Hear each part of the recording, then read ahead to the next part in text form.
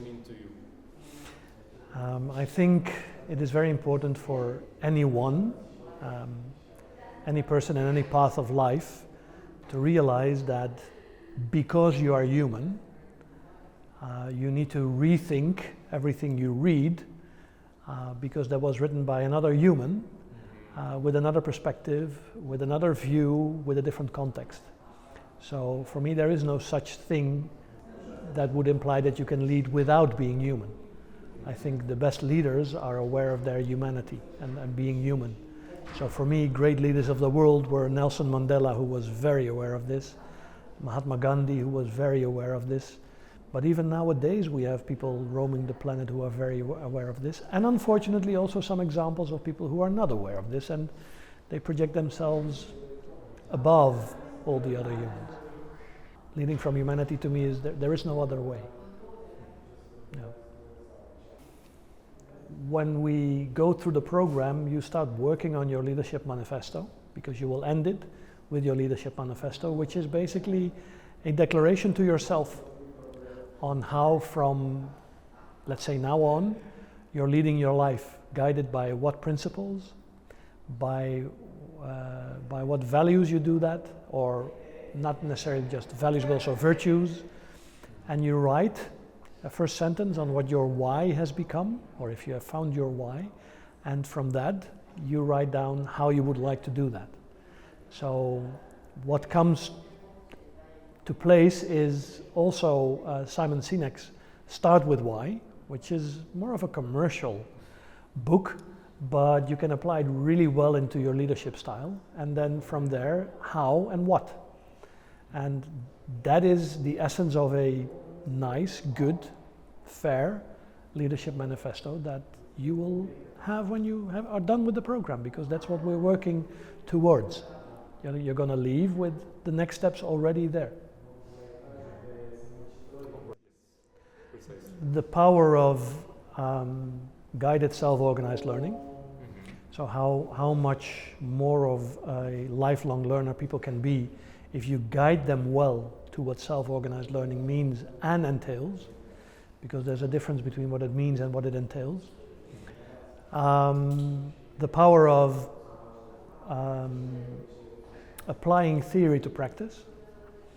So also know your theory. That's why in this program there are also some books that you would want to read, and then start applying that to practice. And through that, learning by doing. Because a lot of people think that the only way is learning by doing, but my view is that the only way you can start learning by doing is you actually know the theory of what you are learning to do. So my many years at both Team Academy and the Entrepreneurship Academy have taught me the importance of making people clear that learning by doing is far from enough. It's applying theory to practice and finding a good way of self-organized learning.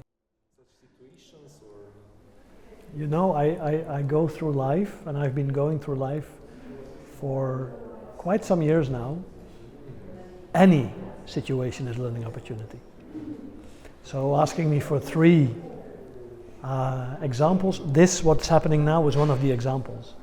I'm learning how to speak in front of a camera, because that's something that I haven't done that much before. And even me going to Mega on an average day teaches me and keeps on teaching me how to be a decent human being. Sometimes by the good examples, sometimes by the not so good examples. So I think what I'm trying to point out is that why I resonate so much with learning as a lifestyle is because I very much believe you can learn something from everything that happens in your life. And it's not about the ability, but the willingness to do that. Right. So for me, every encounter is an example of I can learn something. Yep. And I think I can even learn something from people who are doing things that I do not necessarily agree with. But my starting point is to go towards people within my mind that they are okay as how they are. Yeah. And I might not necessarily agree with their actions. But once I train myself to start asking them about their actions and really train myself to listen to understand instead of listening to reply with my views, then you create a learning experience. Always. And that's what I've been doing for years.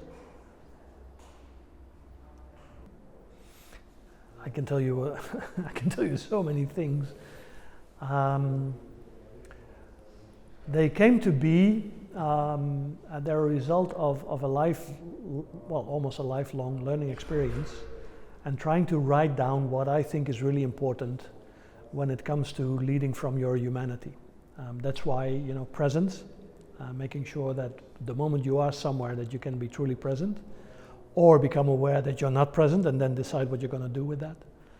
Being of service, which it's a very thin line, doesn't mean that you're always a servant, because that's something different. Mens sana in corpore sana, so take care of your body and your mind, which is probably one of the main challenges for someone who grew up in a part of the Netherlands where we really value a nice lifestyle with drinking and eating. But also there, train yourself in how to do that, and create joy and meaning in life. Because people keep asking me, "Are you happy?" And whenever someone asks me, "Are you happy?"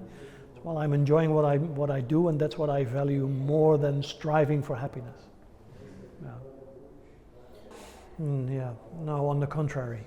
I actually believe if you really start living by those values, many things become much easier, because they're built on your humanity, they're built on something that is already there and that you but that you need to learn to open up. I really think that 90% of humanity is here to have a good time, and so to live life with joy and meaning, and we're pushing away so many things that we forget that we can also embrace them, look at them and see what we do with them. So the counterproductive part might be at the point of where you begin to do this, because then it seems a lot of work. And I still, even my oldest friends sometimes tell me like, "Are you doing this again? Isn't that very tiring?" And then I explain to them and show to them how fulfilling it is and why I'm always calm, because that's what people tell me, "You're always so calm," and why I always seem to be full of joy. And wherever I go, people tell me, "You always have this smiling face." But it's because I've tried to live my life through these 9 key principles for a long, long time, and it makes it easier. But indeed, I can imagine that looking at them for the first time, you'll be like, "Oh my God, what's all this?" But the moment you start exploring, you'll realize that at least 50% of what is written, you're already doing it, but you're not aware of it. So it's about a process of awareness as well. So what I would wish for you, and what I would invite you to become, is truly a lifelong learner based on principles that you've chosen to live by and that you have assessed to be good and true.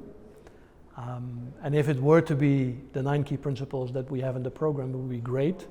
But if through the program you would find your own key principles, that might even be better.